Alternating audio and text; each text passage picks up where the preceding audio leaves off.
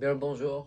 Aujourd'hui, nous allons reparler des nouveautés 2025 de Patek Philippe. Alors, ça fait déjà plusieurs mois que Watches and Wonders a été passé et que j'ai publié différentes vidéos couvrant les nouveautés des différentes marques, dont Patek Philippe, et j'ai eu l'occasion de repenser à m'être prise et de retourner aller voir les nouveautés de la marque pour 2025. Et j'aimerais maintenant vous donner mon avis, soit les points forts de nouveautés et les points faibles. Par le fait même, vous pourrez également observer le nouveau site web de Patek Philippe que j'ai passé en revue dans une vidéo qui est récemment sortie. Je vous invite donc à aller la voir si ça vous intéresse.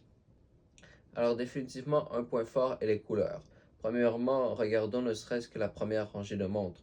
Nous avons ici une palette très sombre qui joue avec un léger squeletton teinté, qui n'est pas tout à fait transparent, mais pas non plus opaque. Alors on pourrait dire ombré et qui est plus foncé en périphérie et s'éclaircit, qu'on peut plus voir à travers à mesure qu'on se rapproche du cadran et avec vraiment ce bracelet qui est pas tout à fait noir, plutôt gris et qui vient complémenter avec le boîtier. Et on vient jouer avec les couleurs, avec un léger accent rouge par exemple pour le quantième et la phase de lune. Ici, l'énamel, eh bien, il n'y a pas grand-chose que je puisse dire autre que c'est à couper le souffle. Je vous montrerai des photos qui ne sont pas prises dans un environnement contrôlé, des photos où on peut vraiment voir comment est-ce que ça vient jouer avec la lumière. Et puis, absolument magnifique le contraste entre le rouge, les sous-compteurs crème, les chiffres dorés, tout comme le boîtier et le bracelet. Alors, je pense que la beauté de la montre parle pour elle-même. Et puis ici, la palette vraiment bleu glacier, qu'on pourrait dire, qui me fait penser aux montres en platine de Rolex et qui vient un peu rappeler la 5237G qui a été discontinuée, donc avec le bracelet bleu et la balance entre les accents subtils blancs et le fond blanc des indications du calendrier et également des échelles bleu foncé, mais le tout sur un cadran vraiment bleu glacier qui, avec le boîtier en or blanc, vient rester assez clair. Donc c'est un bleu vraiment, comme j'ai dit, glacier, mais qui reste très lisible et éclairci. Ça fait un peu penser à un ciel. Et puis ici, c'est assez inusité. Est-ce que c'est une montre que vous voulez nécessairement porter? Peut-être pas. Mais une chose est sûre, le vert, l'ivoire et le gris ont bien été agencés ensemble. À nouveau, pour la calotte avant en platine, nous avons de très beaux contrastes. Et puis, les cubitus, à défaut d'avoir des complications, ont des teintes de cadran qui ont été très bien choisis pour venir être une légère variation par rapport au 5811 et au 5712R et qui font légèrement plus glacés pour se distinguer et qui semblent être parfaitement la bonne couleur pour donner une très jolie allure. Cependant, le point qui m'a légèrement déçu sont les complications. Alors, il y a des montres très complexes qui ont été sorties, ce n'est pas le problème, mais c'est plutôt le manque de nouvelles complications. Alors, si on regarde les nouveaux calibres qu'il y a, nous avons ici celui à 8 jours avec calendrier instantané, petite seconde et quantième par aiguille, qui a été recyclé de précédents calibres. Et donc, le seul véritable nouveau calibre n'est pas si nouveau que ça. Pour le reste, c'est tout réutilisé. Que ce soit le quantième rétrograde, le chronographe à rattrapante ou la grande complication. Grande complication dans le sens traditionnel du terme, soit répétition minute, chronographe rattrapante et quantième perpétuel. Donc, pour les complications, je pense qu'un calibre entièrement nouveau ou alors plusieurs nouveaux calibres étant des variations sur des calibres précédents aurait été bien apprécié.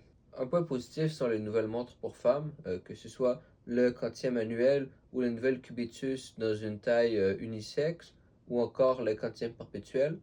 Alors, bien des marques n'offrent que des montres calibre banal, donc indiquant que l'heure, la date, quand que ce n'est pas à quartz pour les montres pour femmes. Mais Patek Philippe ont toujours offert des montres à complications dédiées aux femmes, quoique la grande majorité de leur catalogue est unisexe.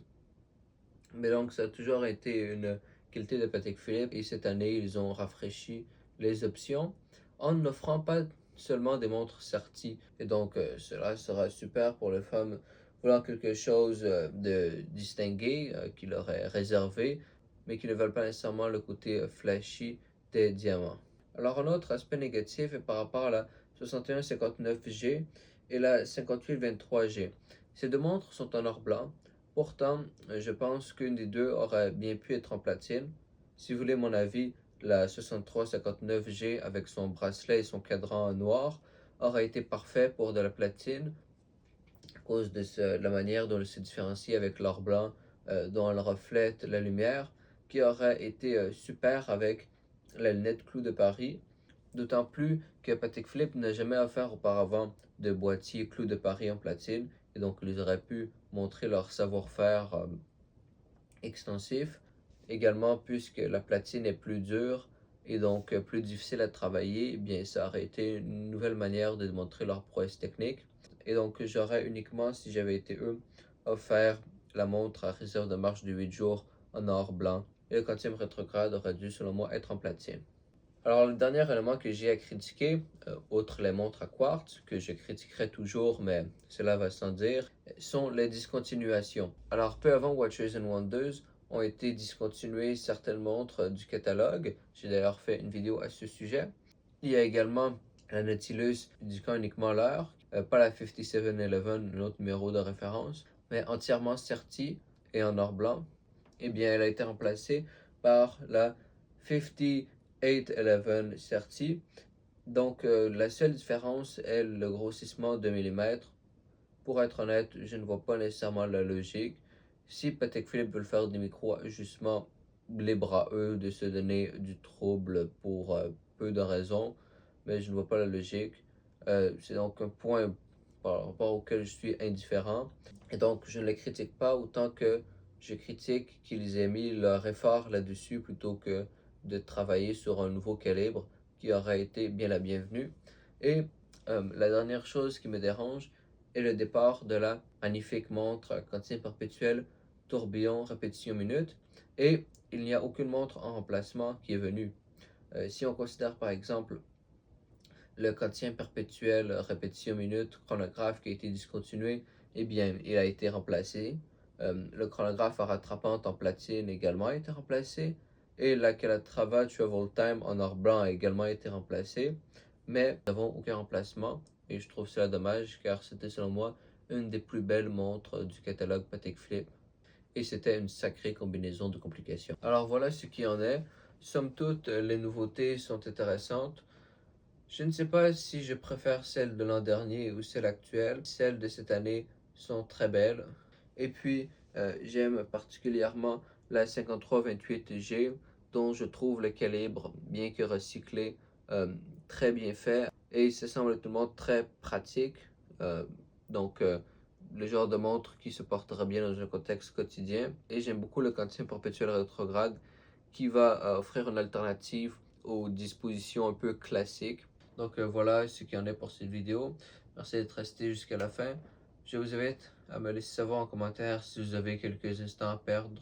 Qu'est-ce que vous auriez aimé voir qui n'a pas été fait par Patek Philippe. Et puis sinon c'est tout pour ma part. Je vous dis à la prochaine.